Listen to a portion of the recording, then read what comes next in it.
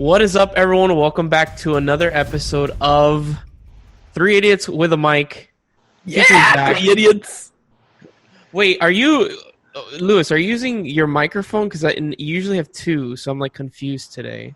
What? You okay? You know how like we No, I'm on my laptop. That's why. Okay.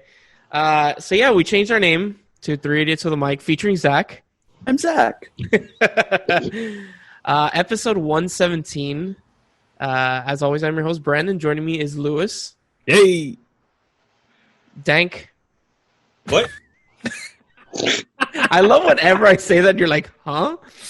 Who? Yeah. Who are you? Hello, everybody.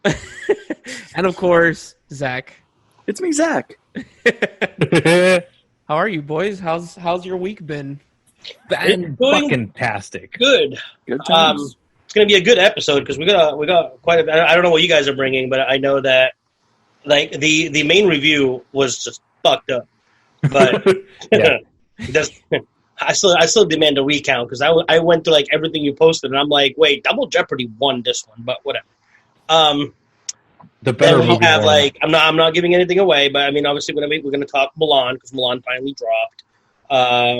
Rick Moranis back to. Well, hold on a second. Before we go into that, we all have to. Since this is the first time this episode ever drops on somebody's birthday. So I think we should all sing happy birthday to Branden. No, because it is Branden's birthday today. How old is he turning? It's not technically my birthday, but yeah, I'm turning 29. The day this drops, it is your birthday. Can we not? I mean, kidding. No, absolutely. And it's your last day in your 20s. Then you'll be in your dirty 30s. No. I'm. Well, yeah, technically, yeah, because it's 29. Yeah. Yes, and then 29 comes 30. I know you went to school in Miami, and they don't probably teach straight math, but you stop should counting at 10. The world 30s after 29. So Yeah, ready? man. On one. No. We're doing this. One. Wait. Is Happy Birthday in the public domain now? Yeah. I hope so. Anyway, No, we are not doing this. Yep. We're not doing this. No. I love all three of you, but birthday to you. Happy birthday to you. Woo! Happy birthday, dear Branden. Happy birthday to you. Thank you. Pew pew. Thank you. I you know what's funny, Lewis? You're terrible with birthdays, and I'm very surprised you remembered. I always remember. You're on 9/11. How hard is that to forget nowadays? Dude, you don't even know your fucking own dad's birthday, bro. So like I anything's really possible. Anything is possible with you, man. So I know it's in May, and I know my mom's in July. That's When's the my extent. birthday? When's my birthday? Don't ask. I don't even know. Facebook's a wonderful thing. Right? May 12th. When is it? May 12th. May 12th. Yes. When's your birthday, Zach? November 18th. Oh, we got time. November 18th. Okay. Funny we got- story about, well, let me finish the story before you're like, what? Funny story about 9/11 birthdays. Oh, okay. Oh, yeah. The like, beginning of that sentence was Let me really... get this out all at once. No, funny story about 9/11 birthdays. One of my best friend's sister is actually born on September 11th as well. And September 11th, 2000, she turned 15. And they were in the middle of like an argument. And my friend, her sister, goes, you know what? On your 16th birthday, Third World War is going to start. Oh, my God. Again, this was September 11th, 2000. Do the math. And of course, that conversation a year stuck later. in her brain forever. Yep. Right? For sure. So I will never forget her sister's birthday because of that. But yeah. That is... Right? How did your friend feel, though, like the next She year? felt like absolute shit. She felt like absolute shit. She's probably like, dude, what did I bring upon not only my sister's birthday, but like however other many, how was it like 3,000? I'm glad she didn't say that Satan's going to rule the world because, I mean, that would have been 3 years ago in Trump winning the election, but that's all. Ooh. Dropping truth bombs. Oh Oh, boy. thank you, Zach. Boom. See? This message endorsed by Zach. So as Anyway. always, yes. Anything else, boys? Anything I mean, crazy? there's more, but I'm going to save it for my segment. No, let's save it for your segment, please. Lewis has been sitting around just like waiting to just explode since like 1 o'clock this afternoon, and we'll tell you why. Pun intended. So, Explosion is imminent. God. As always, we start our show with Spielbinge. That, you know, What's today? being able to see your face as you do it, Zach, is so funny. Like the Spielbinge, like how everybody does it is really funny. Of course, this is where Zach brings one Steven Spielberg movie every week until we finish his filmography. Dear God, what did I just say? Filmography. None of us ever know what you're trying to say. So, Zach, what's the movie this week? Go ahead, Zach. Go ahead. AI, artificial intelligence. Yes! I'm gonna sit on the sideline, boys. I'll come back at the end. Have you not seen AI? I have, but it's been a very fucking long time. Okay. I mean, it's been a minute for me as well, so I'm gonna check for this one. So this movie is in probably my favorite micro subgenre, which is robot learns to love. Okay. That's like those movies just really get me. I'm totally down with that as a plot device. What's that movie with Robin Williams where he's like a fucking robot? Bicentennial Man. Bicentennial Man. Yep. Thank you, that one. I don't know why that came up when you said that, like robot learning to love. I just thought of that movie for some odd reason. I don't know. Good. Zach, give us a synopsis before we go into it. Go ahead. So it's deep in the future, like right before I would say like an apocalyptic type setting, where fertility is a whole issue and overpopulation is a whole issue and climate change and all of the environmental disasters. And so people can't really have kids anymore. You need like super special permissions. So the workaround is they develop a totally realistic robot boy for this family whose son is in a coma. And they program him that he can essentially learn to love you. And then events happen, and he goes off on a journey by himself to, Pinocchio style, become a real boy. Yeah, pretty much. But the funny thing is that this film actually went through a metamorphosis, first of all, because this was originally a Stanley Kubrick property. And obviously, because Kubrick died in '99, Spielberg was one of those that he would fangirl over Kubrick. So he literally stalked him for years, trying to get involved in anything with him. Mm-hmm. And Kubrick allowed him to come to his house, basically, because he had an in with Nicole Kidman and Tom Cruise. And because of that, that's the reason they actually created a friendship. But in recent like documentaries and stuff like that, they actually said that Kubrick could not stand Spielberg. Damn, really? Yeah. Interesting. Why is that? Do you know? Because he said that he was a child, what do you call it, a filmmaker. He was a filmmaker for children only, not a serious filmmaker. And that's where Kubrick sounds like such a dickwad. Oh yeah, he is. Oh, He's he was. Yeah. Oh my God! Like the more stories about it I hear about this man, and I mean, the man himself. I'm not taking anything away from what he has done for the cinematic world, but the man himself just sounded like a complete dick. Oh, he sounds like a monster. Yeah. Yeah, he really does. Hey, if it wasn't for what do you call it, Kubrick actually saying that to him, that's when you notice the change in dynamic, because this was, I think, around 91. So you're talking about, look at the shift in movies that Spielberg did. So obviously he spoke in 91 with him. So you would have to say maybe 2 years before really any of the film projects actually got affected. Look at that filmography from 92 and up. Look at his filmography, how it changes. Okay. And you think that was shaped by their relationship? I think so, because again, Spielberg had a fucking hard-on for Kubrick. So yeah, of course, that's a huge influence. Imagine if your idol tells you, "Oh, you are this." Yeah, you just put yourself in the same category as Spielberg, bro. Straight up, because like you just Because we tell you have a hard on for Kubrick. Apparently Spielberg did too, so apparently we got Lewis and Spielberg in the same fucking category. That's cool. And again, I mean, say what you want about Stanley Kubrick, but he did fake the moon landing. Yeah, exactly. Yeah. I mean, there's a whole documentary about it too. I wish that we could hear you clapping. I just see just clapping. I don't know if that will get picked up or not, but no, it did not. Insert clapping emoji or soundtrack here. So going back to Kubrick, actually, Kubrick initially intended it to be following the Gigolo. Okay.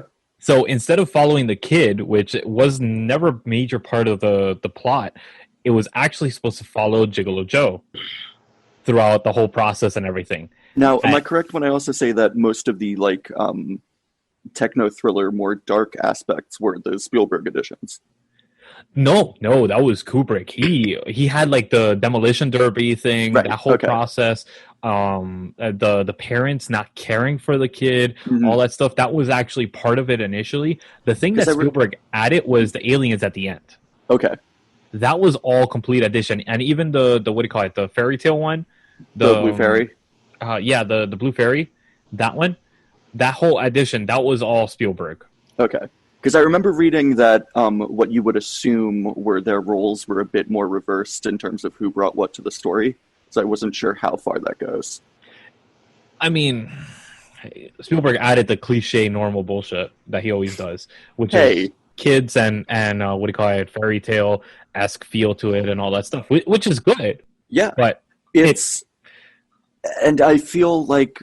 it's a disjointed movie, I think. Well, yes. But it is more tonally sound than like Hook. Yeah. Like he learned a lot doing Hook in terms of how to do a fairy tale movie, how to do a movie with a child protagonist, how to do like there was so much where I was watching this, there was just like, oh, okay, like you built off of what you started with Hook, and yeah. And also the other thing, the reason that Kubrick actually shelved this project was, first of all, he wanted to do Napoleon, which he ended up doing Barry Lyndon instead. And then after that, he was kind of like, all right, I still want to do Napoleon, but because like every film that tried to tackle Napoleon, something fell apart. And then he actually tried to do, what do you call it, the Don Quixote as well. Mm-hmm. And he followed that same trend that every movie ever followed. His whole like his pre-production actually fell apart because the person that was helping him or something had a heart attack, like crazy shit. And then he ended up coming up with the story for AI, and then he's like, well, I can't do it because we're not there with robotics. And he actually wanted a robotic child because he hates working with children. Oh, damn. So he was like, I refuse to do this until we have that type of technology. That's interesting. And so he was like, okay, I'll hold off on it, shelf it. So and then Kubrick didn't want to work with a child? Is that what happened? Yeah. But yeah, he worked with the kid after The Shining. If you notice, that's the only time he ever worked with children. That's very true. Very true. I guess he had a horrible, or at least in Kubrick's mind, had a terrible experience working with a child actor. Well, I mean, look what he did to Shelley Duvall. Exactly. Look at what he did to everyone in that movie. I mean, that kid was probably like, I never want to work with a man like that ever again, dude. He was never in any other film actually. After that, I think he had a TV role, Danny, one or two. Yeah. Damn. Did he really? Yeah. Like Kubrick leaves people traumatized in every which way in his wake. But honestly, I thought Spielberg did a good job with this film. Oh yeah. I loved the imagery in it. Like there are so many like striking images that you could like frame and give me, and I'd be like, oh, okay, yeah, that's a picture. Yeah, the balloons and the faces with the going into the city. Mm-hmm. Oh, that shit's awesome. It's funny. Oh yeah. No, like how Lewis is talking about the movie, because I thought you really like this movie. Lewis. No, I don't really like it. I like the whole story behind it, the fascination behind what happened and everything. I would love this movie if Kubrick would have done it. Probably. I love what. I'm sorry. Go ahead, Zach. Oh no, I love what Haley Joel Osment is doing in this. The little kid. He is This is so much. This is not like a little kid performance. This is like legitimately really good. And this is hands down my favorite Jude Law. Yeah.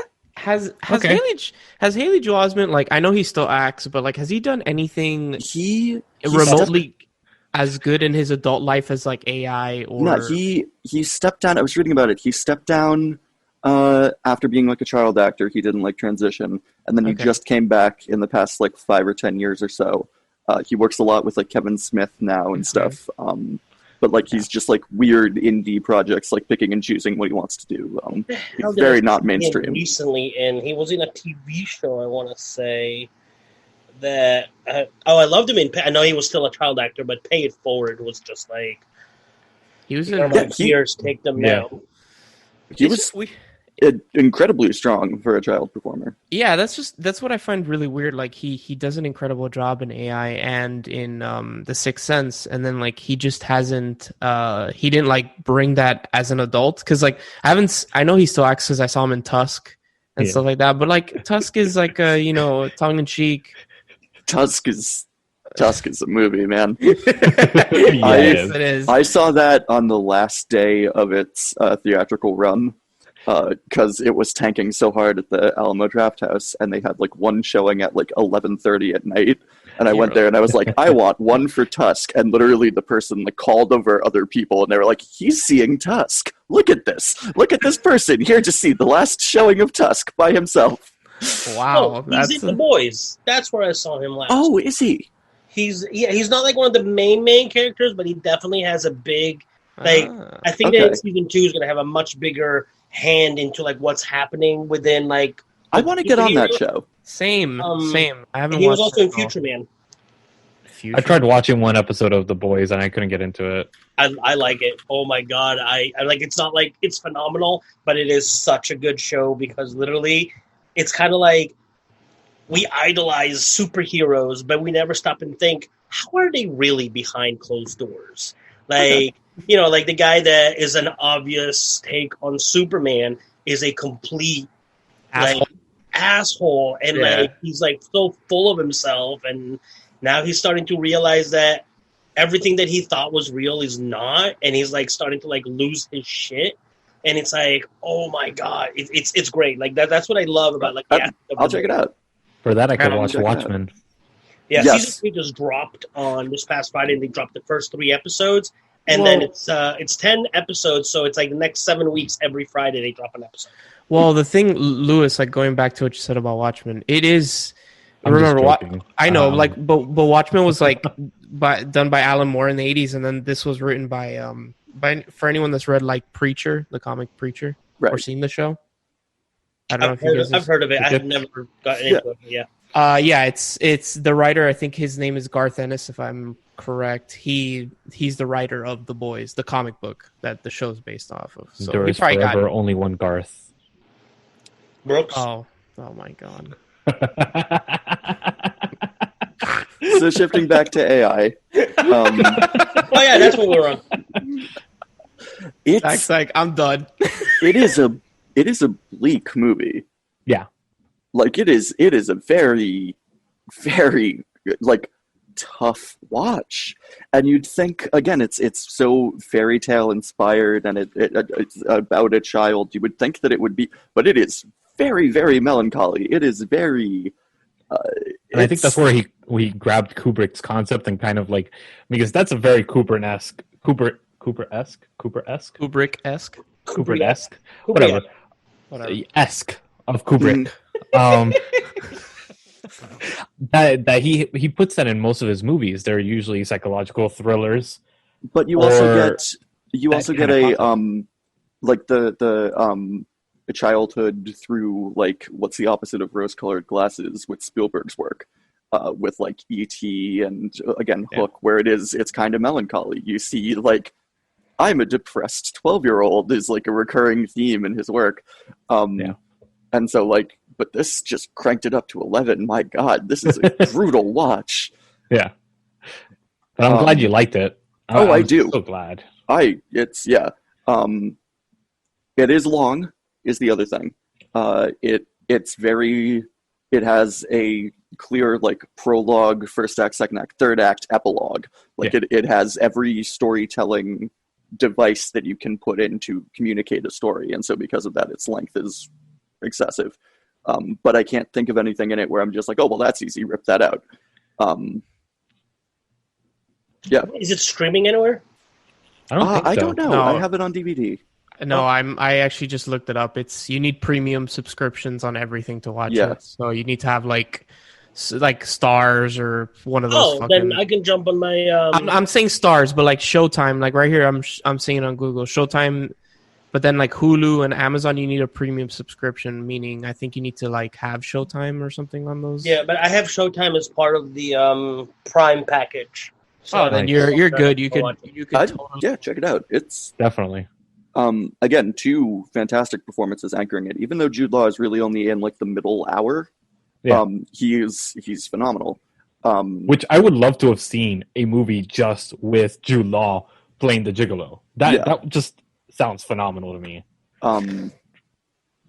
It's just it really got me, man. And part of that has to do with the reason that I love the trope of robot learns to love movies is that I find that as silly as it sounds, I find it a very easy key into talking about a feeling of alienation or a feeling of depression or a feeling of otheredness. And that's a storytelling device that is really personal to me. And so just seeing how that's explored in this movie was really just brutal to me, which I was not expecting. I wasn't expecting this to be as hard as last week's Saving Private Ryan was, but like, it was really rough. Yeah. Yo, Spielberg's not pulling the punches, bro. He's like, I made fucking Saving Private Ryan. Here's AI just beating the shit out of you. It's like, wait for the next one. The next one I'm very excited about. So, Zach, what would you give this movie overall? Well, again, it is kind of tonally. It has a lot going on. I'd probably give it like a 7 or an 8. I would agree with the 7 on that one. I would agree with the 8. Yeah. I'm not going to give a rating. I'm just going to be in my corner. All right. What's the next movie on the list? I believe it's Minority Report. Yeah. I actually just watched that this weekend. Never seen it. What? Yep. Oh, you're in for a treat. I'm very excited. You're in for a treat. This is the banger movie series. Like this, it's literally this one. Catch Me If You Can, I think, is next after that. Yep, love Catch Me If You Can. Yeah, it's Catch Me If You Can after that. And then after that is The Terminal? Yeah. Terminal is a little later than Catch Me If Is You it? Can. I think want to say it's I didn't even know The Terminal was Spielberg. Yeah. I like that movie. It's a good movie. All right. I'm very excited for next week since you haven't seen Minority Report. Yeah, so am I. Branden, have you seen it? Of course. I just watched I didn't watch the entire movie, but I watched like the last like third of it. It was on TV. It's one of the movies I've seen so many times that like I know it by heart at this point. Like I don't even need to watch it. I have a very prominent memory of my film studies teacher when I was in school talking about jumping from like the defining tech thriller of each several years and including Minority Report as like an answer to Blade Runner. And so I've always held on to it in my mind as just like, oh, I should really watch that. And I never got around to it, so I'm really excited to. Yeah, you definitely should. And yes, The Terminal is the movie right after Catch Me If You Can. So it's Minority Report, Catch Me If You Can, and then The Terminal. Okay. We're in for some treats in the next few weeks with Spielbinge then, because they're all... Yeah, and a double dose of T. Hanks. Yes. Oh, yeah, that's true. And then after that, War of the Worlds and Munich. And then and the then favorite... Tony Kushner. All downhill. The favorite one that I'm waiting for, Indiana Jones and the Kingdom of the Crystal Skull. Let's go, baby. We're not even we're not gonna cover that. We're just gonna skip. We'll have fun talking about that. It'll be an honorable mention at the end of Spielberg. All right. So what I'm hoping is that because right now we're on track that this should be, if we continue doing this every week, that I should be completing the Spielbinge in December, which means if West Side Story does come out on track and it's able to be seen without being a health hazard, then we can complete it with his newest one. So Yes. When does West Side Story come out? It was supposed to be Christmas. It was supposed to be a late December release. So. Oh. That was because whatchamacallit, In the Heights got pushed back. Yes. Oh, that broke my heart. My girlfriend is absolutely pissed about that. I started this year and I was like, "There's so many musical adaptations!" And then she was so excited for it. It was supposed to be like this huge summer date that we had planned, and we were gonna go out. Because if you don't know by now, my girlfriend loves musicals, especially Lin-Manuel Miranda. And his movie, Tick Tick Boom, got delayed too. Yes. Which So how much do you guys want to bet that West Side Story is going to get delayed? Probably. I don't think so. Get delayed to next summer. I don't think so. They're all the ones that they're setting up now. They're trying to push them through because there's so little competition for the Oscars that I think they're trying to get everyone through as much as possible. That's why Dune coming out. But they can do that because the drive-ins are still going. Yep. They're still, but by December maybe they won't be. So I don't know, and I don't know if they would move something like this to VOD. You know, that's a good point, Lewis. Like the Oscars next year is going to be a fucking shit show, dude. Oscars is going to be wild. The Oscars, 2021 Oscars are going to be fucking wild, man. I can only see it like up for Best Animated Feature, Paw Patrol. All right, guys. As always, thank you, Zach.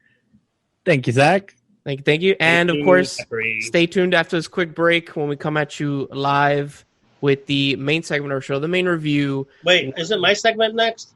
Is it? I thought we were doing Zach, then me, then the main review. I'm sorry. This on me. We look, listeners. We rearranged the show. I'm a little confused, right? I'm sorry. Fucked up Brandon's world. You have fucked up my world. So okay, it's not the main review. It's Pop's Corners. Yes, because we can't push it back any further because literally Lewis is going to explode if we put it. I was originally going to be like, hey, can my segment be last this week? But then I was like, no, because I'm going to literally watch him implode and then explode.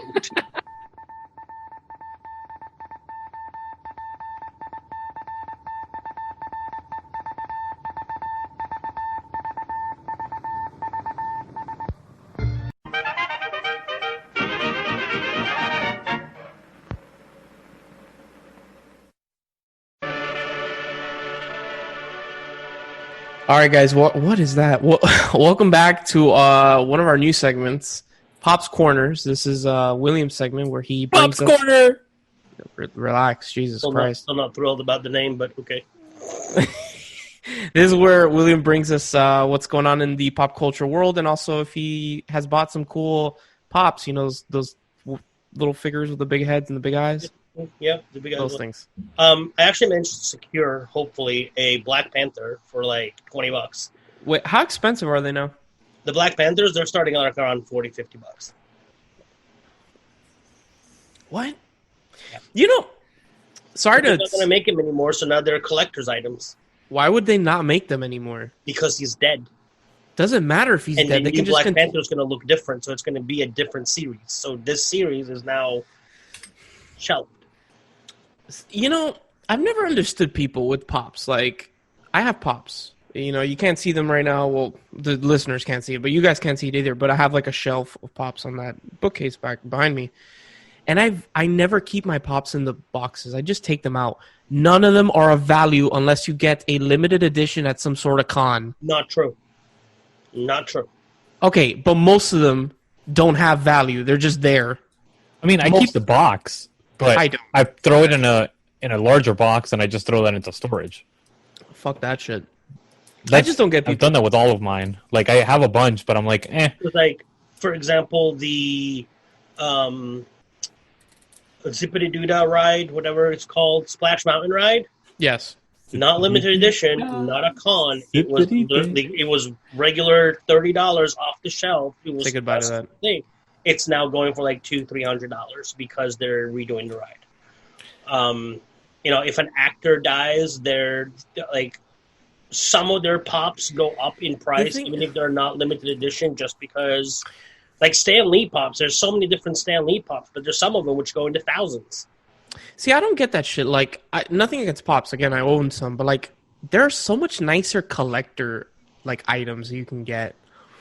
Like, why do people lose their fucking minds over them? I think it's a fad. It's a like fucking. anything. It's a little figurine with a big ass head and like beady eyes. Like what what? Like It's relax. the same thing with Beanie Babies in the People go 90s. nuts over like pictures, I don't know. movie posters, or Yeah, like everybody has their thing, and it's a fad. this is what the facts kind of like the Beanie Babies, and eventually it will run out. But this is why I have my small collection of 183. Well, Oh yeah, small. Small. Just fucking. Well, when you think that I have friends which literally their collections are like 500-600, Jesus Christ, which is insane. Because like, what is the average pop retail for? $10 to $12. So your friends have literally spent over $6,000. Theoretically, like some of them are a lot crazy. cheaper, some of them are like in package deals, some may have been gifts, but I mean, yeah. And the thing is, you can spend let's say you spend $6,000 on pops, and if you start going through them, you could be sitting on about $8-9 grand. Yeah, because some of those pops will just slowly go up in value, or if you sell them at the right point, they'll, everybody all of a sudden wants them. Like the Freddy Funko Pops that you can only get at the conventions, you buy for like $10. You can literally flip them on the same day online for like $150, $200, and people would buy them. Yeah, no, it's the same thing. Like I've seen like Dragon Ball Z like Funkos that they only sell at like cons, and they are extremely fucking expensive, dude. Like Comic-Con exclusive. One of my first two pops. One was Pumbaa, and one from the original series. One was Heath Ledger Joker. Oh boy, Pumbaa is now going for $60. Heath Ledger is now going for $70. Damn. I bought them for $20. All right, enough pops. But enough about the pops. I did get some new ones, but I mean that there's more important news. Those are not pops. Put that down. These are cooler. These are giant microbes. I don't even know what the hell that is. So this is the common cold. It's pharma pops. Oh, it's like from your company. Okay. No, these are like it's its own company. They're called giant microbes. Like this one is sore throat. This is what sore throat, the bacteria, looks like. You're such a fucking nerd, dude. So get out of here, dude. Get out of here. We were talking about pops. FYE just dropped their brand new Tupac. Oh, nice. I didn't even. Okay. Hot Topic exclusive is Cusco in llama form. Bring it on. I just think of that scene when he's just going over the. And one I'm holding on for dear old Lewis that literally just dropped. Yes. With the mask. Alex Pop with mask from Clockwork Orange, Hot Topic exclusive as well. So funny story about all of that. them are like $12. Yeah, so, I know. That's funny story about the mask. Actually, when we got a chance, because William and I both met and did the photo op with David Tennant and Barrowman. Barrowman's like, "You're putting that dick in my ear." And I was like, because I was cosplayed as Alex with the dick mask. Weirdo, bro. That is the only man that could ever tell you to put a phallic device in his fucking ear, and you'd be like, you fucking moron. So, moving on from the pops. Oh, also, there is a new Hot Topic exclusive Jack Skellington pop that dropped. That's going for like $17, and it's actually pretty cool. Moving on from the pops. For those that do enjoy, because I know there are people out there that watch it, my girlfriend included, the Great British Bake Off. Their new season is dropping on Netflix on September 22nd. So, something new to watch if you're into it. If you like baking shows, Rick Moranis actually has made a very small appearance in a cell phone commercial with Ryan Reynolds. And literally, he's just on there so Ryan Reynolds can fanboy over him. Okay, can we talk about what a beautiful human being Ryan Reynolds is? I mean, so is Rick Moranis. So is Rick Moranis. I'm not taking away from that story. I'm just saying, like, what a beautiful human being that literally Ryan Reynolds pulled Rick Moranis out of retirement just so he can fanboy over him in a commercial. Yeah. Ryan Reynolds is a beautiful human being, and we don't deserve him. Well, we don't deserve him or his wife, because Blake Lively is also a beautiful human being. Oh my god. Their Twitters back and forth are like goals. Yeah. So, Walking Dead, as of today, we remember we record on Wednesday, so it's not on the, as you're listening on Friday, but 2 days ago on Wednesday, they have announced that season 11 will be the final season. It starts on September 2021 and will end 2022. We don't know when, but they did say it's going to be an extended season, so it could be 24 episodes, 25 episodes. No, I think 22 is extended because I think the average AMC season is like 16 episodes. 12. Something like that. So it may be going to like the full 22 episodes. Yeah, like a full 20. By the way, they also announced, I don't know if you know, Daryl and Carol are both getting a spin-off show, I think together. Oh, okay. Yeah. So Walking Dead's not really. Lewis was like, ugh. Just rebranding it. I mean, I'm just done with the show. I mean, it's gone on long enough. Let it be done. Let it die. Remember, there's also the movies coming out. Yeah, I know. The Mulan finally dropped. Of course, you gotta pay the $30 to watch it. Have any of you guys watched it?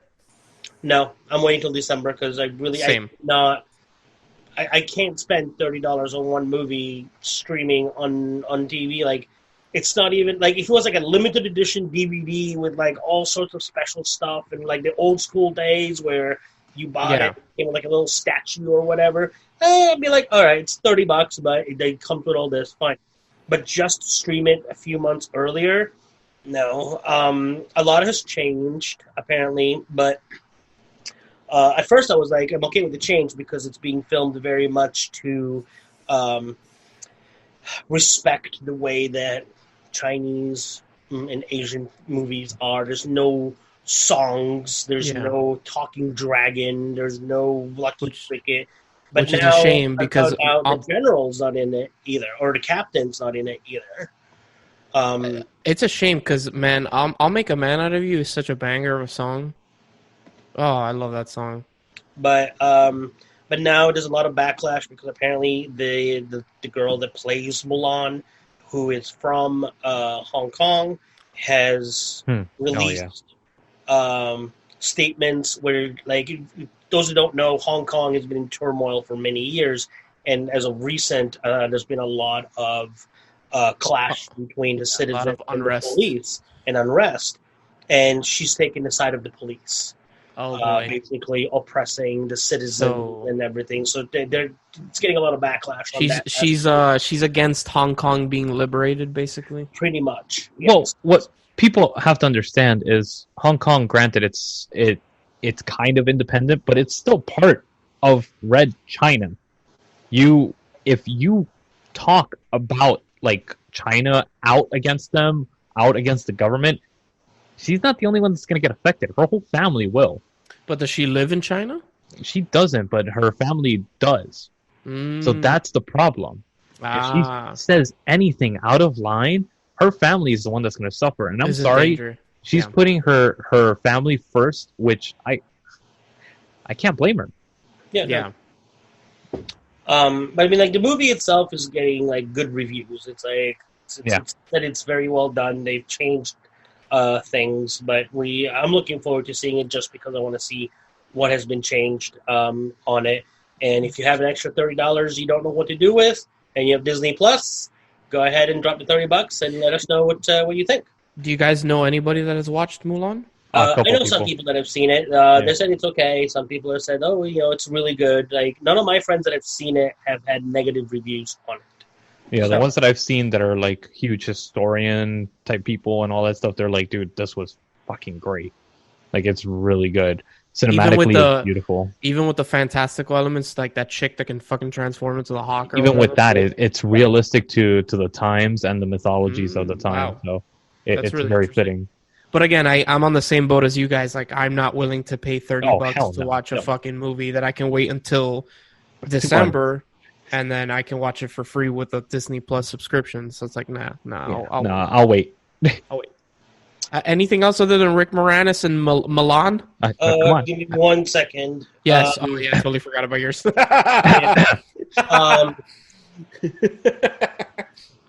Yeah, no, that's all I got. So moving on to the next segment. No, it's okay. This is for Lewis. Okay, no. As of a few hours ago, Lewis blew up our chat, dropping it not once, not twice, but 3 times. Did you do that on purpose or by No, that was a mistake. Okay. The new whatchamacallit? The new trailer for Monsters Inc. has dropped. And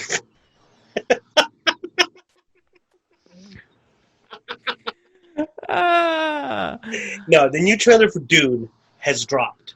Denis Villeneuve. It is coming out. And I'm just going to because I know very little about Dune, and I haven't had a lot of time to prepare for it. I'm going to give my time over to Lewis to talk about this, because he will do it a lot more justice than me. And also, I'm really fucking thirsty. So, did you watch the trailer? I did. I watched it once, so I didn't sit back and rewatch it. I'm waiting for. There's a YouTube channel that I love watching called New Rockstars, and within 24 hours of big trailer dropping, the guy will have gone image by image and picked out the Easter eggs and what something may mean and this and that. So I'm looking forward to that, because he's not usually wrong. But yeah. I have seen it once. So I will leave the mic out to you, Lewis. Take it away. All right. So this new trailer, first of all, it is fucking beautifully done. It captures everything that David Lynch actually worked on, the cinematic aspect of the original one in '84, but it grabs the story from the miniseries. And I see a hairy back, I think. That's a leg. Whoa, those are toes. Those are toes. No, honestly, the trailer was beautiful. Branden, did you watch it? Yeah, I saw it once. But so the movie is directed by Denis Villeneuve, right? Yep, Villeneuve. Yep. Villeneuve. He directed Blade Runner 2049 and The Rival. Honestly, man, the trailer looked crazy. The trailer's longer than the average trailer. Yeah. The trailer's 3 minutes long, and I think the average trailer's 2? But the cool thing is, it doesn't spoil anything. No, it doesn't. And I'm very excited for Timothée Chalamet, the guy that's playing. Who does he play? The main character. I always forget the main character's name. Muad'Dib or Paul Atreides. Yeah, thank you. I liked him, man. I liked him in what was that movie that we directed where he plays King Henry? That we directed, that we reviewed. Oh, god damn it! I forgot the name of it too. Fucking Christ. Whatever. Anyways, He's also in the newest iteration of what's that? The one with the four girls, they're sisters, in the 1800s. It just came out Little Women. Little Women. Thank you. Wow. He's in that movie too. He's a very good actor. And I'm excited, and also Zendaya, Jason Momoa, fucking. I mean, it's an all-star list of people. Yeah, my man, holy shit, Oscar Isaac is in it. Which he looks like an aged version of a Star Wars scene. Yeah, I was like, oh my god, that looks like something out of Star Wars. Did they just Skarsgård's in this? I did not know. Yeah. There's honestly also just the. Which, if you've seen Blade Runner 2049, the visuals, holy shit, dude! I saw this the first time. I put on my surround sound speakers on, the headphones that I have. And I played it on my TV monitors, and I was like, holy shit! Some of those scenes when Baron Harkonnen comes out for that quick second, I was like, oh, yes. Yes, he looks completely demented and completely fucked up, and he's in the bloodbath, which I was like, I gotta rewatch it because I've never read the book, so maybe he's the one that's coming out of that bath water kind of thing. But the bath water, the Harkonnens, they actually bathe themselves in Oh, the doesn't he look like all fucking gross? Yeah. Yeah. I remember that now in the trailer. They bathe themselves in the blood of children. That's how they actually fucked. like. It's disgusting. Yo, what's the butthole worm? Dude, that shit was butthole worm. He said, "Wow, it looks like a butthole, dude." I mean, you're not wrong. Like a butthole, bro. But that scene when like it's coming out of the fucking sand and he's like run, and they're like fucking running. Holy shit, dude! I'm so excited, and the fact that this is on IMAX, I'm like, oh, that is happening. That is so fucking happening. Is it coming out this year? Yeah, December 14th, I think it was, or 15th, something like that. Because they didn't say it. They didn't say a release date at the end of the trailer. No, but it says it on the website. Okay. They haven't pushed it back as of yet. Hopefully, the Rona has calmed down by then, and we can go to a fucking theater near you and watch. I mean, Dune. if Tenet came out already, I'm pretty sure they're gonna release this one. Yeah, I've heard Tenet is hot doo-doo slightly. Oh, I'm hearing mixed things, so I'm like, yeah, same. It looks so good though. It does. It looks cool, but I've heard it's pretty. It's like fun. It's a fun movie, but it's not great. It's James Bond. It's cerebral James Bond. That's what I've heard. Yes, but going back to Dune, honestly, it looks cool. I'm excited. What I'm really scared of, though, which is what happened, I think, with Blade Runner 2049, is that this is not a movie for everyone, and it's going to lose a lot of fucking money at the theater. It is not. This is basically, as I described it to Lewis, I'll admit I haven't read the book yet. I may go out and get it beforehand, but this is basically Game of Thrones, like sci-fi Game of Thrones. This is not a family outing, let's go watch a movie all together kind of movie. No. Like, do not think that it's like, oh, it's a classic. It is, but not for kids. Yeah, no. Yeah, and look, especially that the director said that they're not holding any punches. And if they're doing the bloodbath for the Harkonnens, that means they're going to show some fucked up shit. Hell, my thing is, like, I loved Blade Runner 2049. We're never going to get a fucking sequel to that movie. Oh, no. Ever. But that's the thing, though. Blade Runner is not... It's a very niche film. It is a film for filmmakers. The thing is... Dude, so is Dune, bro. No, but that's the thing, though. They said the same thing about Lord of the Rings when it came out, and look at the epicness that it became. So the thing is, it follows the same kind of track. Dune has the same fan base that Lord of the Rings has. I don't know, man. I'm scared. Like, I'm not scared that the movie's going to be bad. I'm scared that because it's so niche that the studio is going to lose a lot of money, and maybe he won't be able to do a sequel to Dune or adapt, one of the sequel books or whatever, Well, initially the original book actually has 3 books in it. It's Dune, Muad'Dib, and I believe it's The Prophet is the 3rd book. So that's all contained within the first book. So he's actually doing the first one, which is Dune. So the next one is going to be Muad'Dib. Gotcha. Yeah. So it's a standalone movie regardless, and then if it does good, we can work on the second book. But if they don't, we're not being left with a cliffhanger as like... Exactly. We're never going to know what happened to this kind of thing. Kind of like Divergent, which never finished. I mean, Frank Herbert did was he left it open for a sequel type of thing and for the character development to get further, but they end it with a cliffhanger enough that you could actually, if they do a trilogy, it leaves you wanting that second film, but it's self-contained enough where it could be its own thing. It explains itself pretty much at the end of the movie. So that's the rumors. Again, this is rumors because everything about this film has been like so tight-lipped that it's ridiculous. Like they leaked out that it was going to be 2.5 to 2 hours and 45 minutes by accident. So yeah, it's crazy. Like we've seen pictures like of the like set pieces, but like Lewis said, super tight-lipped. The trailer does not tell you fucking anything. Oh, and funny story, like about a month ago, they released the teaser trailer by accident, So some guy in an office somewhere released it from the studio. Not only did the guy get fired, he got sued for breach of contract. That's how intense it was. Like NDA or whatever. Yeah. Yeah. So like usually if shit like this happens, they're like, oh, whatever, Dude, whatever. Dune has 5 fucking sequels, dude. Yeah. Dune Messiah, Children of Dune, God Emperor of Dune, Heretics of Dune, and Chapter House Dune. And that's not including the house books, which there is one for each house. So House Atreides, House Harkonnen, the Emperor's house, and there's 2 other houses. I can't remember the name offhand, but yeah.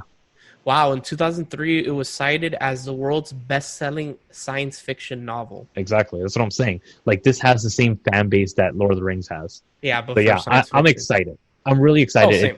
It's not like Blade Runner that it has that it's falling on a classic film, yes, but the classic film doesn't have a massive audience like this one will. Yeah. We'll see. I'm very excited. Hopefully it doesn't get pushed back and it releases in December and we can all go watch it. Oh, yeah, that is happening. Opening day watch. Also, if you've never seen it, go watch Jodorowsky's Dune because that's really cool. Yes, it is. It is fantastic. Yes, it is. All right, William, did you have anything else? I don't believe I did. I'm actually glad that Dune dropped today because I was like, there hasn't really been much excitement since that we've had that I'm like, crap, how am I covering this? And then Dune dropped and I'm like, thank you, Lord and Lady. Yeah. Popcorner. Right, popcorner. There it is. So that's not a pop. Put it away. Stop showing us your pop. Come on, boys. We're running late today. I think we've been an hour, and it's only been 2 segments, bro. Holy shit. That's been less than an hour, though, because we started like around 15 after. Oh, okay. Yeah. Anyway, stay tuned, because I am done. And what do we have next? Now, it is actually the main review live. My pick, 1BR.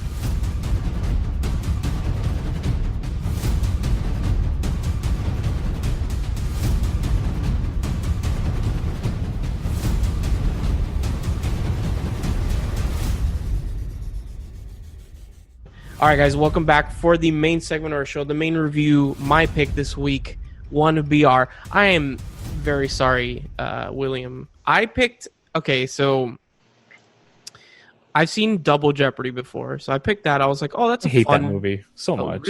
Really interesting. I like that movie. I like that movie. But then I saw 1BR on Netflix, and I was like, this looks interesting. So, deep down inside, I wanted 1BR to win, but if Double Jeopardy had won, I would be okay with it too. But it was so predictable. Like, it was a boilerplate, Branden. All right, 1BR. Let me get the girl's fucking name or whatever. Cool. Okay, so Sarah, this young girl that has moved to Los Angeles to get away from her father, basically goes to an open house at some fucking apartment building, and she gets the apartment, and basically it's this like little tight-knit family in the apartment building, and then it turns into utter fucking craziness. I don't know. I want to leave it at that. I want to leave it at that for now. Let's give a quick ratings and then give a spoiler warning. What did you guys think of this movie? 4. What? I'm not even being funny. 4. Okay, so I picked it, and I for a second was like, oh shit, did I fuck up? This doesn't feel like a thriller. It feels more like a horror movie. And then the movie completely fucking changes. Yeah. Straight up. Like, the beginning of the movie, you're like, oh yeah, this is a horror movie. And then it's like, psych, bitch. And you're like, what? And then it turns into, like, straight up a suspense, like, thriller. I thought this movie was going to be something else, man. And not in a bad way. I just was like, whoa, I did not think this movie was going to go down this route. I enjoyed it for what it was, and you could tell that it was very like shoestring budget, and you could tell they were trying to pull punches on a lot of things. And like what? The concept is so good. It is. And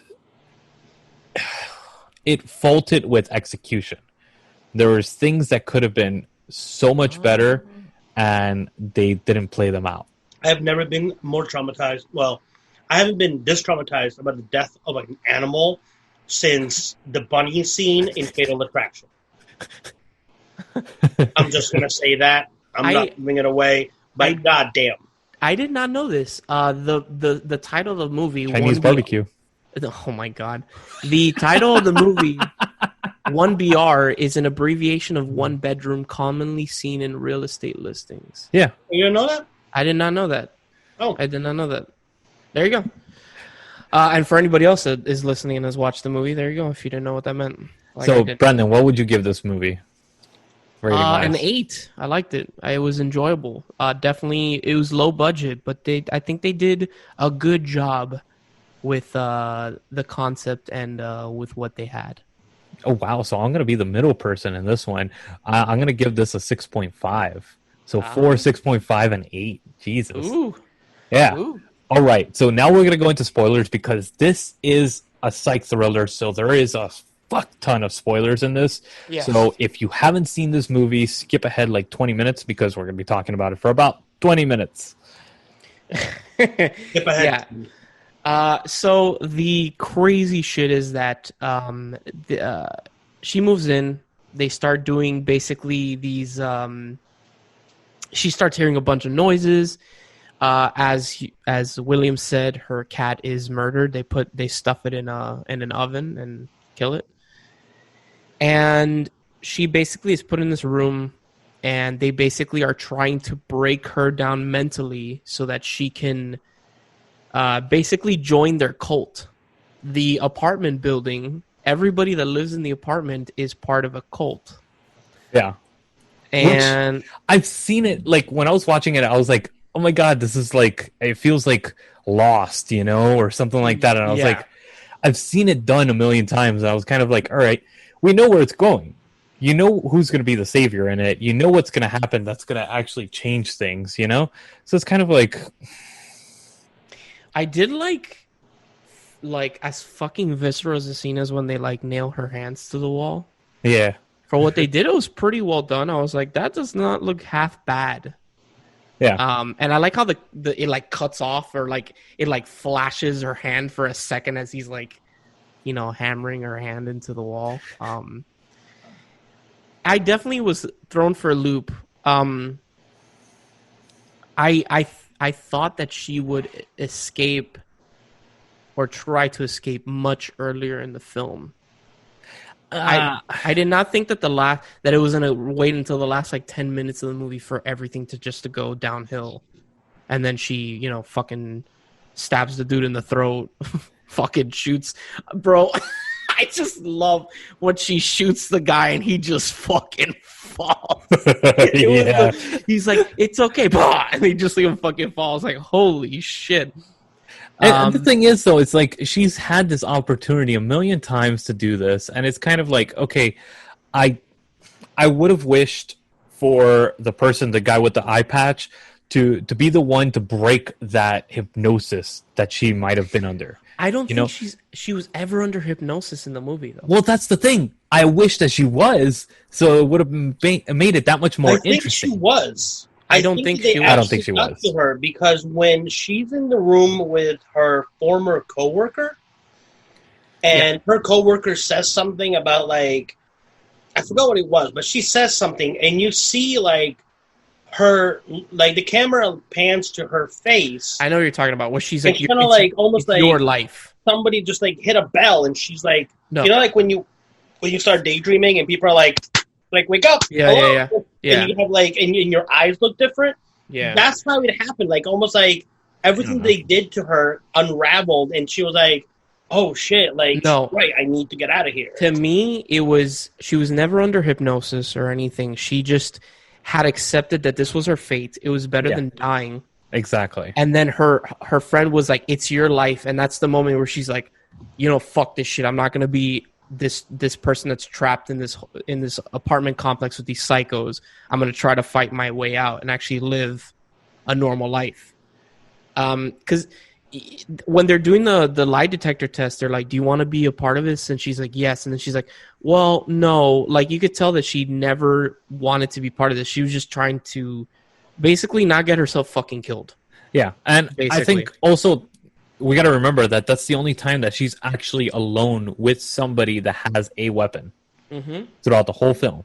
Yeah. That is the only time that she's actually alone because she was trusted enough to be alone with somebody with a weapon. Yeah. So, I mean, I get it, but I would have wanted that hypnosis to actually be part of the film and the guy with the eye patch to break the hypnosis. That would have been fucking so much cooler because she could have killed her friend. I think that would have been more intriguing than what she did. You know, it was like, all I did not expect her friend to get shot in the head, though. Oh, I did. She wasn't going to make it out. And then at the end, the ending pissed me off. The ending pissed me off because I'm like, bitch, go down the side of the road. Why are you going down that road? Go down one of the alleyways. Why are you going to go down the road? Are you really that stupid? Okay, so are these people like the Illuminati? Like, is this like pretty much? I mean, they're everywhere. Yeah, it's like you figure out that every one of those condo places was the same thing, but they were connected together, and she's just gonna I like the symbolism of just like she's just gonna keep on running. Yeah, she's gonna fight for her life, or danger, and she's just gonna keep going because. But why go into the lights? Why go into the red lights? Go down the freaking alley that is empty and there's nothing else, and maybe there won't be anything else down that street. On the other street down the road, there won't be nothing. You don't know that. They could have booby trapped that a lot. It's a lot easier to booby trap a side alley where people that don't live there don't necessarily go than a main street that people are just gonna like drive by and you need to hide. They got alarms. They got alarms going. You're talking about maybe 150 people that are gonna see her running down the road. It's like, no, I'm gonna try to hide and going down one of the alleyways. That's just common sense. I need to get you caught. You're gonna hide and then what? These people are not gonna stop looking for you. These people are going to keep on going. You're going to stay in that one spot for the rest of your life? No, go down the alley to the next road. The next, what do you call it, block or whatever. I don't know. It's just, like I said, to me, it was predictable. It was. Obviously, sadly. You can tell it's a low budget movie. It's not done bad. It's not. It's filmed well, and it's definitely a couple of jump scares, for the people that are like not expecting it. But predictable. Like I watched it with Samara, and I told her, I'm like, this guy is going to be the one to help her get out. Oh yeah, that was clear from the beginning, and I was like, and then like the girl, like her coworker that comes back and gets the buzz. I'm like, she's gonna like help her snap out of it. Like literally, like I called it like minutes before it started happening, and I'm like. I'm gonna rescind my 8. I'm gonna put it down to a 7. I didn't think the movie was bad, but definitely I think 8 is being a little bit too generous. It was. I think the best part was the dad. That scene with the exchange of her dad and her, and then the guy in the back. I was like, dude, that is awesome. That actually was like, okay, what the fuck's gonna happen? Going back and forth, and I was like, oh, this shit's gonna happen. I'm seeing like a freaking a pencil down his neck or something. I was like, I want to see it. I want to see it. I don't know. I feel like if the movie was maybe something else, something a little bit different, maybe the movie would have been better. Maybe if they went straight down like the horror route. And like the entire movie is her just trying to get out of this apartment complex as everybody's just trying to fucking murder her. Would have been more interesting, maybe. It would have been more interesting with her point of view, where you're fading out and in when she's like going through all the situations and everything. If it was shot in her point of view, that would make it that much more interesting and claustrophobic and realistic. It would put you in her shoes, and that would have been that much more intense as a thriller. Yeah. But I don't think it was bad for what it was.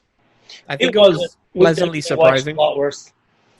It was pleasantly surprising for a. I'll be completely honest with you.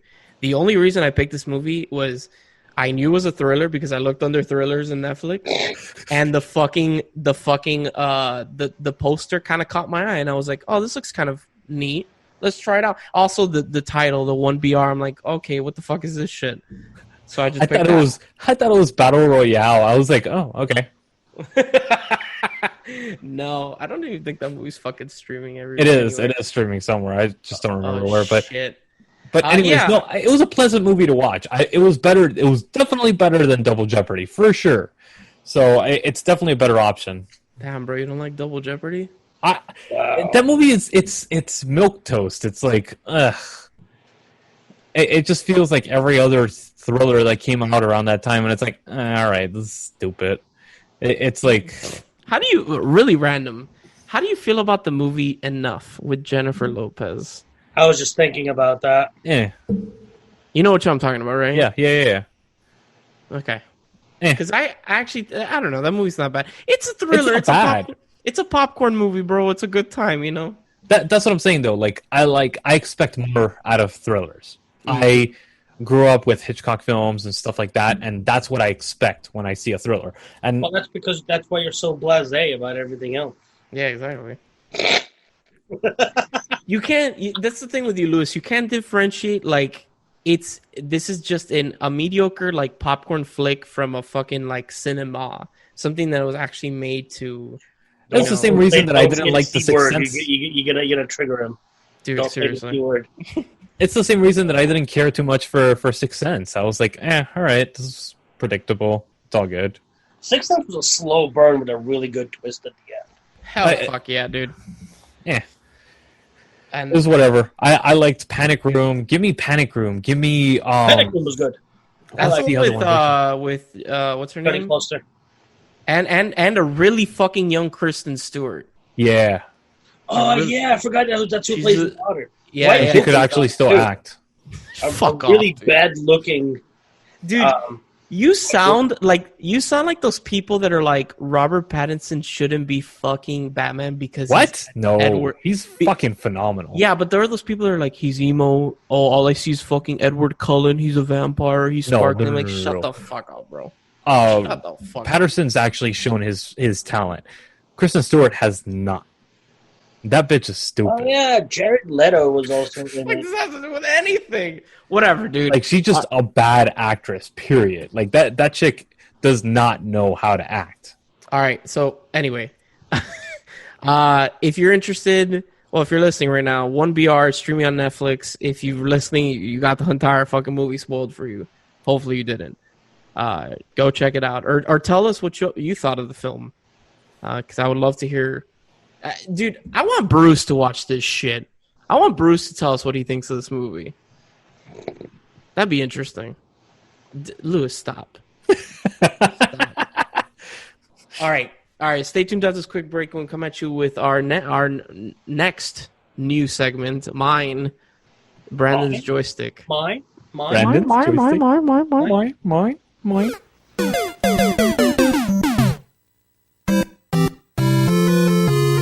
All right, guys, welcome back for my segment, Brandon's joystick. So, How's your joystick doing today? it's good.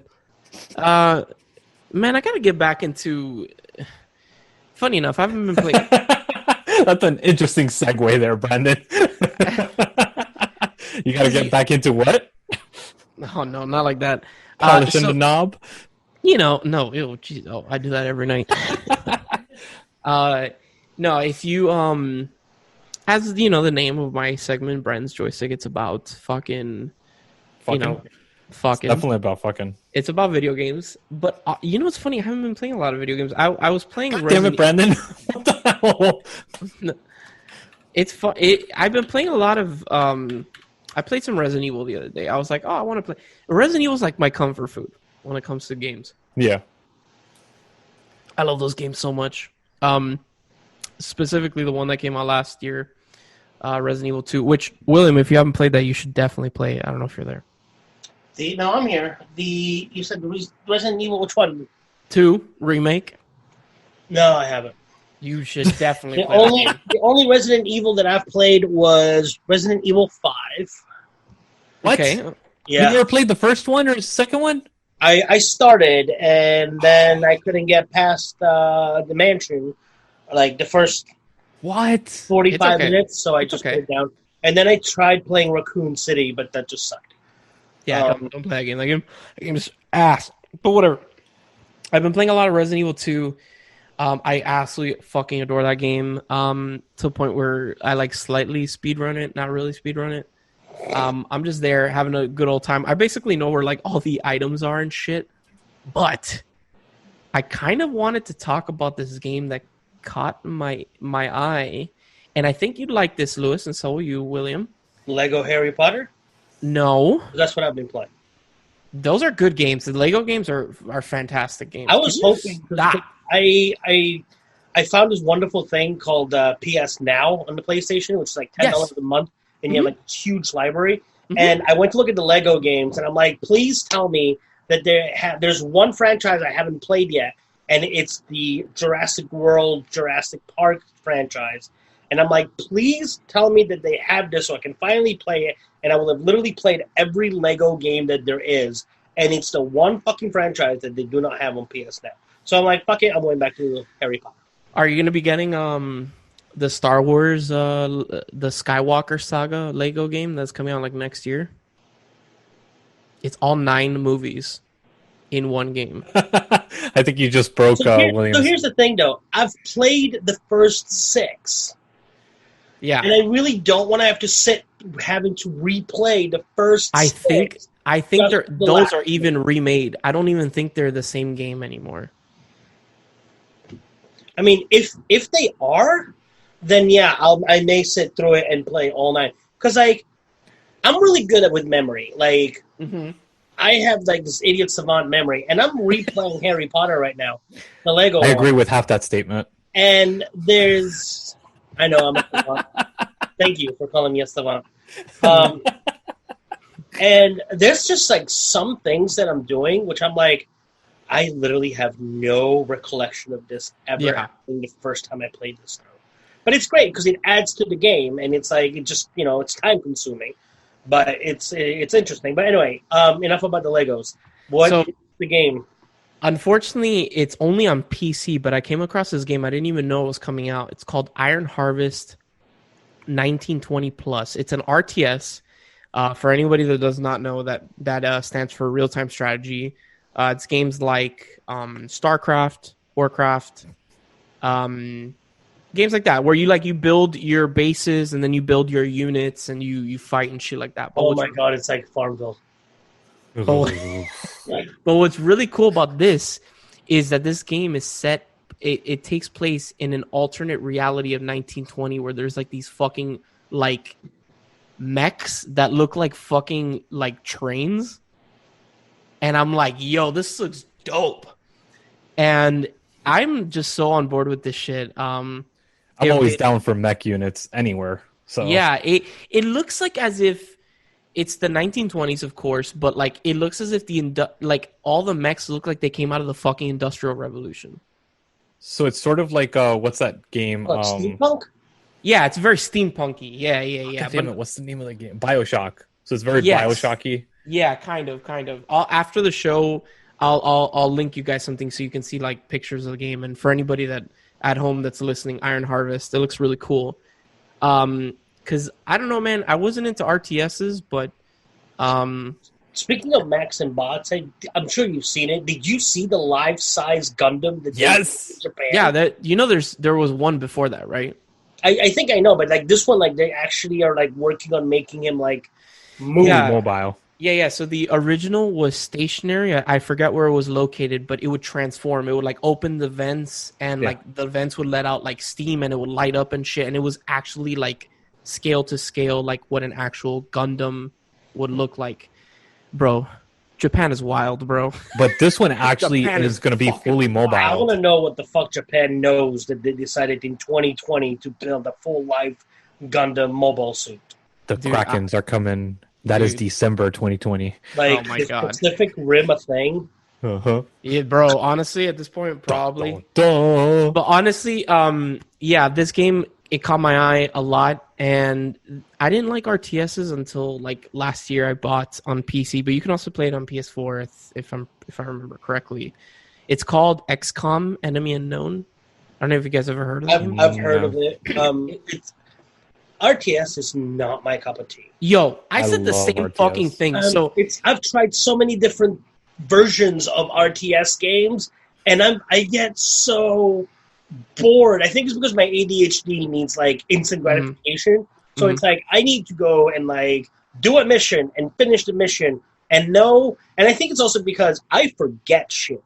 So having to like build something and be like, come back in an hour to make sure that this is done and get what you reap the rewards and then reap it. It's like I don't have time for that. I don't have the patience for that, and I don't have the attention for that. So that's probably why I'm not an RTS. There's nothing wrong with RTSs. This is literally another one of those instances where it's the games are great, not my cup of tea kind of thing. Yeah. But it's I like, remember Civ 2. I used to play that like crazy. That shit was crack for me. this is why I've played one Final Fantasy my entire life. That's dude. it. One I've never Final been a big fan of Final Fantasy. Fantasy. 7? Final Fantasy 6 or 7. I played Elder Scroll Oblivion. Oh, I know you were obsessed with Oblivion. Well, there was one reason I used to play. You'd get you know what, and just play all day. Dude, I used to walk around and that game was awesome. Oh my god. So yeah, I wasn't into that shit either, but then I played XCOM, and XCOM is weird because it's like you have your units, you don't build anything. You go onto the map and you have your units. So one unit is like a medic, one unit is a sniper. But what's really cool is you can name the units whatever you want. So I can name one Lewis, I can name one William. And if they die, they permanently die. Oh, that's cool. Final Fantasy 9 is the 9, one. okay.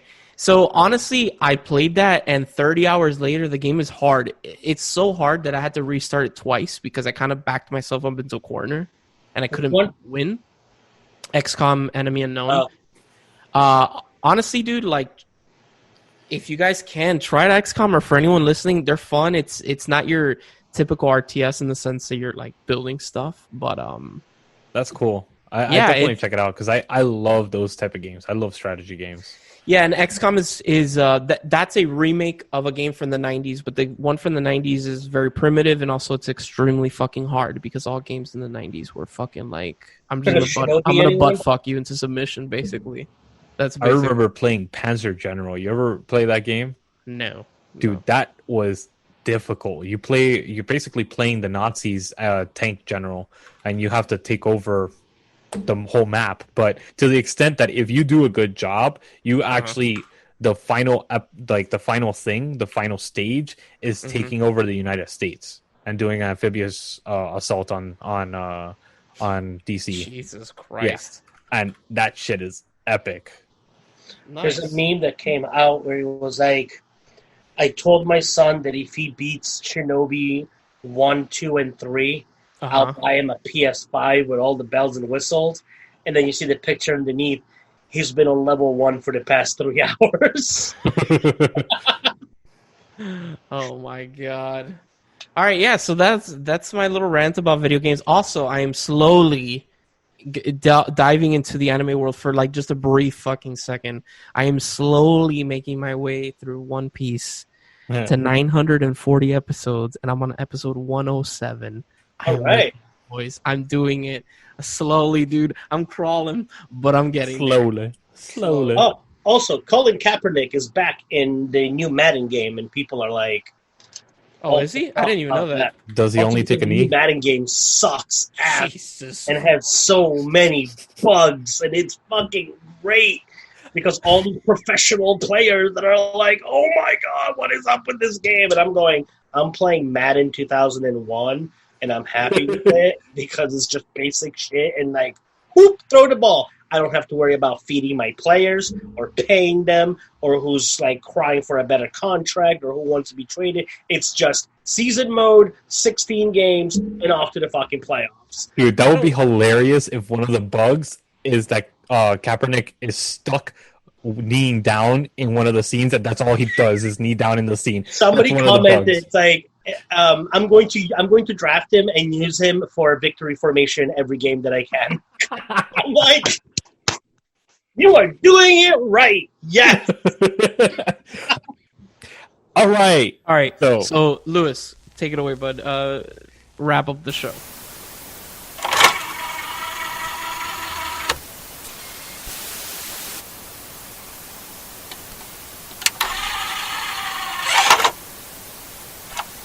That's right. So this week on Bad Box, I got the privilege of watching this horrific movie from Wow. 2020, and it stars Michael Pena, Lucy Pena? Hale, Michael and a Pena? couple other people. Pena? Pena? Pena. You're Pena. Latino. How are you not getting Pena right? It's Pena. No, It's Pena. It's Pena, you dumb fuck. It's Michael Whatever. Pena. Michael Pena. You Anyways. fucking dumbass, bro. Hand in your Latin card.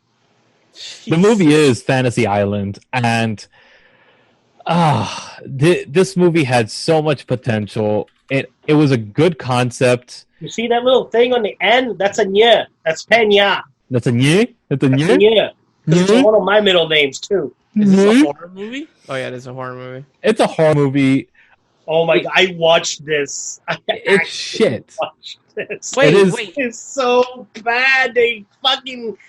Oh shit! No, go ahead. 'Cause this is your That's an segment. 8% on Rotten Tomatoes, bro. And Holy that's about right. That's giving moly. it 7% too much. Okay, so the concept is good. It's the same thing as 1BR that it has a good concept. Just the execution is shit. And then on top of that, the first 30 minutes, you're like, please die. Please die to the characters. You just want them to die the most horrific death ever. And when they do finally kill off some of the characters, you're like, really? That's My it? question Yeah. is, how I wanted something like head ripping or like something ripping a head, their head from their body, or decapitation, losing an arm, and seeing the little test, The you know, tendons. did Yeah, something negative happen to Michael Rooker's career that I missed as to why he would be in a movie like this? Because I don't know. I he don't know. went from being Yondu, he went from Days of Thunder, he went from Mallrats to this. You know, it's a paycheck movie, but this is But this is why I'm skeptical with Blumhouse films. They're either good or bad. There's no in between with Blumhouse. And Blumhouse needs to do what they do best, which is doing low budget, very small stakes, small scale films. When they do shit like this, it's crap every time. And it's like, this. yeah, but they can only do so many Purge movies. Well, yeah, but they've done so much better than just Purge movies and fucking Annabelle and all these other ones. I There's a don't know lot how of the ones. idea it was to take a classic TV show called Fantasy Island and turn it into a fucking horror movie. Like, And then the end, when they oh my named, god. I was like, get the fuck out of here. I literally said that on the screen. I was like, get the fuck out of here. What? Oh, Jesus. When he's Christ. like, what's your name? Or what is the worst thing that you did? And the guy shows his thing. It's like, okay, tattoo. I And was he's like, not oh, even a little person. God. He's Yeah. like an Asian dude. Yeah, I know. And I was like, dude, this is just shit. And then I was like, all right, you know what? I don't want to just do a negative review. So another one that's on Redbox right now that is a better version of this same concept, or similar concept rather, is The Hunt. The Hunt is, if you have either one of you seen it? I've seen No. I saw the previews. I didn't realize that he got released on DVD because I thought it was going to be in the movie theaters. This is where they capture people and literally hunt them. This Right? is the political movie, right? Where everyone was like, "Oh my god!" It's not political. It doesn't go anything into politics, really. It really does not. It makes fun of what do you call it? Pretty much both sides. Mhm. And that's what I like. It makes fun of both sides, and that's not the core of it though. That's the comedic element in this film. And this is basically these 12 strangers get captured and they're put into basically like a gaming reserve somewhere in the world. We don't know where it is. We don't know how they were captured. All we know is they wake up and they're running for their lives, and suddenly they start getting hunted. I want to leave it at that for the plot wise, but some people excel, and you just see they play these tropes of characters, and it is fun. Like it's one of these concept films that you you can't do it justice as a review because you spoil something. So if you enjoy like movies that are hunting down characters or political satires or even like dark comedies, this is definitely for you. This is something that you will enjoy. If you think Fantasy Island had potential, this is something that you would actually enjoy because it has that same concept but done well, executed well. And these characters they're fun and they develop, which is amazing in itself. Like the fact that they have no backstory going into the film, they literally drop into this scenario and they're still able to develop the characters within that time frame without making it feel like, like, oh, exposition. No, it's little by little and you start seeing who they are and how they are. It's just fun. It's a fun film. It definitely will satisfy that itch about violence and mayhem that you want from Fantasy Island and you don't get. It doesn't pull any punches whatsoever, and there's some awesome decapitation, arm sequences. Like it's fun fucking movie to watch, especially if you're into that stuff. Like there's some cool scenes. Holy shit. I laughed so much throughout this movie because I was like, oh my god, that is awesome. Especially if you're like, yes. Yeah. If you enjoyed Walking Dead when the guy loosens the other person's eyeball, you're going to enjoy this movie. Because it's a lot of cool shit like that. And it's a fun movie because it plays for laughs. A lot of the characters, they're tropes of either Republicans or Democrats, like extreme tropes. And it is hilarious seeing hipsters get their own, And there's just moments on both sides where they're like, oh, they're playing on this character of this. And the reveals are good. They're well done. I think that this definitely deserves a 9 out of 10 for me, The Hunt. And Fantasy Island, probably give it a 3. And that's because there's one scene that I like out of it. That's about it. It? Those are the 2 movies on Redbox that I enjoyed this week. Awesome. Cool. Okay. Anything else you guys want to plug before I end the Le Podcast? Not really. Like I mentioned before, I am in the works. Well, a bunch of us are in the works to start our very own D&D podcast, hopefully coming this fall. Wait. Oh. What? Yes. A friend of mine is going to DM, and she reached out to a bunch of us and said, do you guys want to do a D&D podcast? And I'm like, I want a D&D. If it becomes a podcast, that's great and sure. But I just want a D&D. And so we're going to be doing it. We don't have an official name yet. Like, we're still building characters, and we're going to do like a few dry runs to make sure that everybody is on board and we know what we're doing. But hopefully it will debut sometime this fall. Stay tuned for more details, like names and who's on it and everything else. And dude, you'll get more than just on this show. But I'm going to be the next Lewis, where it's like, I'm on this podcast. And I haven't played D&D in so long, dude. I'm just going to sit here and Vogue on camera. It's such a time sink, but it's so much fun. Yeah, I've always wanted to get into it, but I'm like, yeah, no, I definitely don't have the time for it. We're going to be doing it twice a month, but like we're going to do 2 sessions. I think they're like 4 hours long, but then she's going to break the sessions into episodes, but we're only recording twice a month. Has this person ever DM'd? I think she DM'd once before, so that's why we're doing dry runs so that she can get. But I also think that she didn't DM. She's DMing. I think it's version 5, the 5th edition that we're doing. Yeah, 5th edition. Get used to 5th edition as well.